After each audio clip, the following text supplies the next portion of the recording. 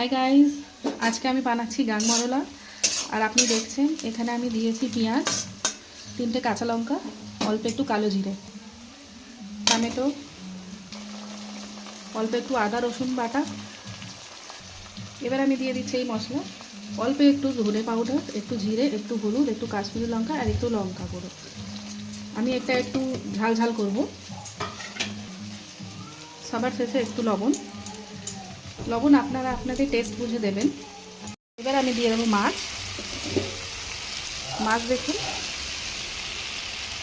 এই মাছগুলো হচ্ছে এই মাছ, এরকম ছোটো ছোটো। দেখুন গাইস, এটা তৈরি হয়ে গেছে। আমি অল্প জল দিয়ে একটু গ্রেভি করেছি, খুব একটা গ্রেভি না, মাখা মাখা। আপনাদেরকে ভালো লাগলে অবশ্যই লাইক, শেয়ার, কমেন্ট করবেন। আর এরকমই আপনাদের ভালোবাসা আমার সাথে শেয়ার করতে থাকবেন। ধন্যবাদ।